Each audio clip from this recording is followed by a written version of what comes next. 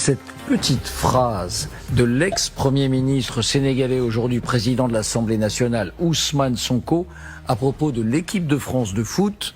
Ousmane Sonko, donc vous venez de parler, charismatique, aujourd'hui président de l'Assemblée, a eu cette phrase très commentée. Quel que soit le vainqueur, c'est l'Afrique qui aura battu l'Afrique. Cette déclaration d'Ousmane Sonko, président de l'Assemblée nationale du Sénégal, qui fait beaucoup parler à quelques heures du match ce soir. Là. Pour lui, quel que soit le résultat du match, l'Afrique gagnera à tous les coups.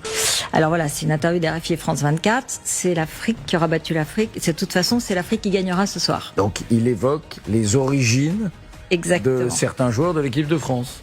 Alors là-dessus, moi, j'ai un peu de mal parce que j'ai envie de dire qu'il est tout à fait normal d'être fier de ses racines, de ses parents, de sa culture d'origine, mais qui est une beauté du modèle français.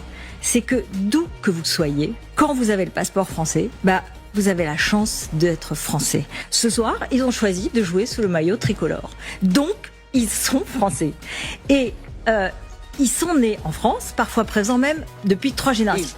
Non, mince. Je suis tombée dans le piège. Je ne voulais pas tomber dans ce piège. C'est celui-là. C'est ce jeu-là dans lequel on veut nous emmener. Je ne veux pas. Pour moi, c'est inadmissible.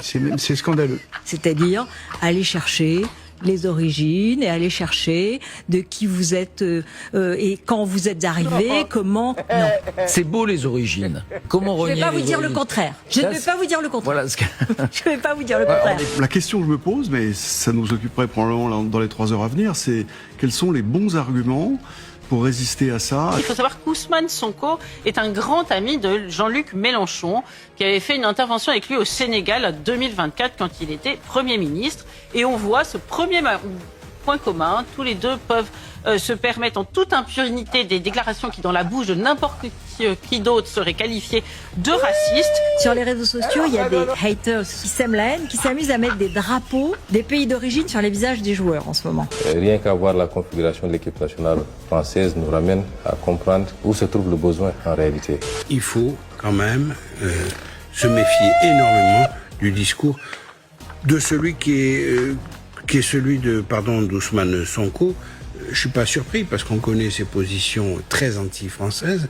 En 2018, la vedette de l'émission américaine Daily Show, Trevor Noah, avait félicité, je cite, l'Afrique pour la victoire de l'équipe de France. C'est pas le seul point que ce monsieur partage avec Jean-Luc Mélenchon, c'est important de le dire parce que il faut voir qu'on a le même mouvement au Sénégal et en France.